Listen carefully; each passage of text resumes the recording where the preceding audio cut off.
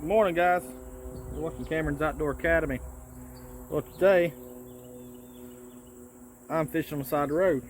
So if y'all hear some cars, stuff like that, it's just a part of it. I want to talk to y'all a little bit this morning about fishing areas that has been heavily fished. So as the season wears on, you start running into areas that you're just not getting any more water. Especially when you're fishing creeks, streams, places that's been very heavily targeted through the year. Eventually you're gonna have to change your approach on how you are catching fish. The reason is because these fish are getting more and more used to seeing corks, lead, stuff like that, and they become shy, so they don't want to eat it. Or they've all been hooked before and they don't want no part of that. So what can you do to enhance your fishing experience or enhance the way that you're fishing to make you be able to catch more fish in these situations? Here's what I do. So I got rid of all the bobber, got rid of my lead. I'm just fishing with a hook and a live worm. Now, this is a multi-species rig here. This is going to help you catch pretty much anything that's going to eat a worm, which is pretty much everything in the water.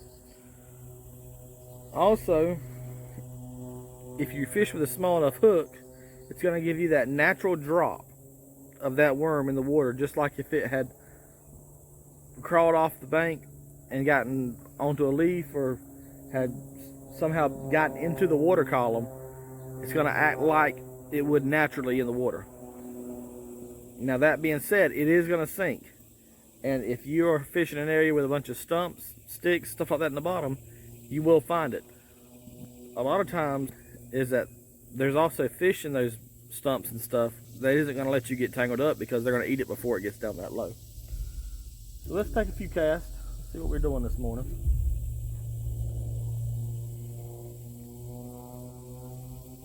Now, one downside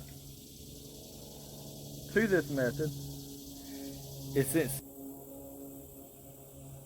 you're basically not going to be able to throw that far, which isn't a big deal, especially if you're fishing from a bridge or something like that. Now, with this method of fishing, let's talk about how you can tell if you got a bite or not. Most people need a strike indicator or a bobber. But your line, especially if you're fishing with a monofilament line, your line can be your strike indicator. Simply have a little extra line, let it sit on top of the water. When that line begins to run, then that's when you know you've got the fish. I will tell you, this method of fishing lends itself very well to fishing brim beds, especially in shallow water where the fish can see you or the fish has been scared off. If you use this concept, then it'll really, oh, that was a nice one.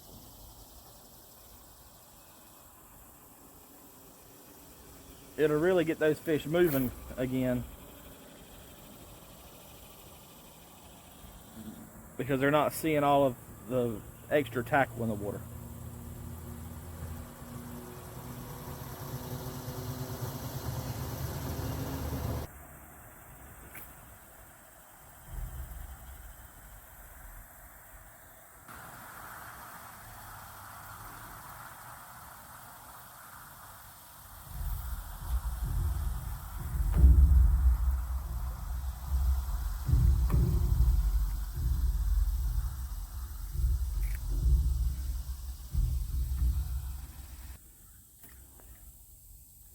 Nice little warmouth.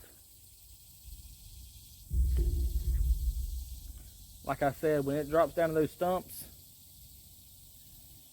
you really don't know what you're going to pull out of them. Another tip when using this technique is if you're having a hard time and you're getting tangled up a lot, use a hook with a, I would say thinner. The reason is because if you're using a thinner hook, your line should be strong enough that it won't break when you pull on it. You can actually straighten your hooks out. Now, of course, if you're fishing for very large catfish, stuff like that, then that may not be an option for you. But if you're fishing for bluegill, small catfish, small bass, stuff like that, then most of the time you don't have to worry about your hook straightening, because they're not going to be putting that kind of pressure on it.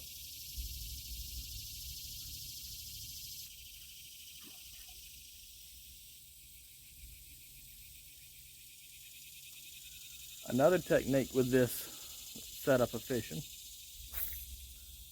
is if you are using crickets, again with that light hooks, then you can actually float a cricket on top of the water and get a top water bite. Basically what you do is you hook him like you don't normally do a cricket, through the tail, up through the body.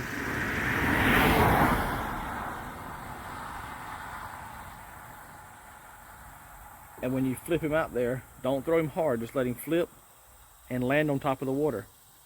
And what will happen is his wings will keep him up on top, and he'll actually still be alive, and he'll be twitching like this right here.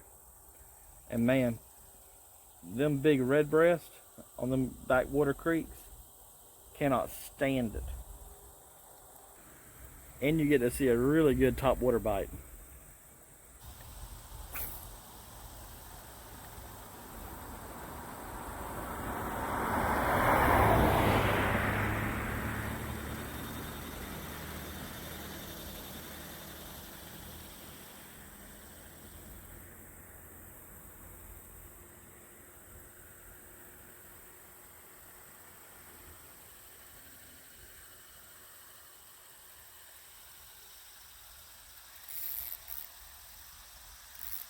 Oh, snap.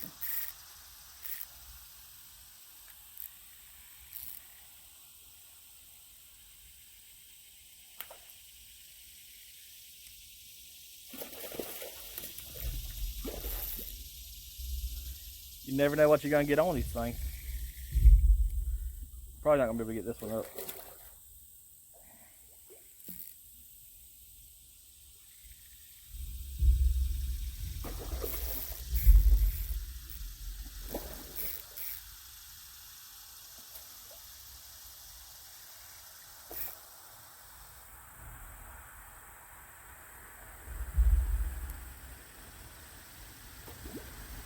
I'm going to have to walk around. I'll be back.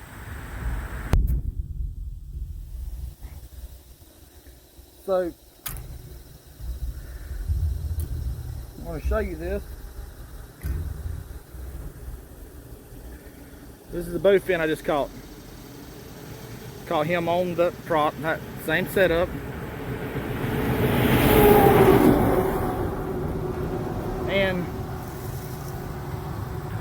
because of the video that I'm making, this just kind of goes right along with it. If you see right there on this fish, there's a hook. That's my hook right here. This fish here has also been hooked multiple times. So that tells me that hook was rusted. It just broke off. Trying to get it out of his mouth here without getting bit.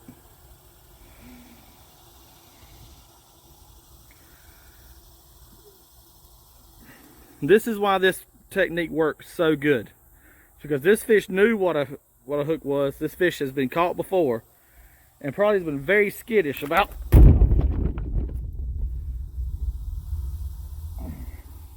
this fish has been caught before and is probably very skittish about hooks and about eating. But because of the setup we used, we was able to get this one out of the water. Nice little bowfin. He's going back. So that's going to wrap up my video today. I hope I was able to help y'all and give y'all a little bit of information about how I fish when the area has been really hit hard. The fish ain't really wanting to bite. But don't give up, because as long as you keep trying new things, trying new techniques, as long as there's fish there, they've got to eat. And eventually, if you keep trying new stuff, keep working hard at it, you'll figure out what to catch them on. This is Cameron Outdoor Academy. Thank y'all.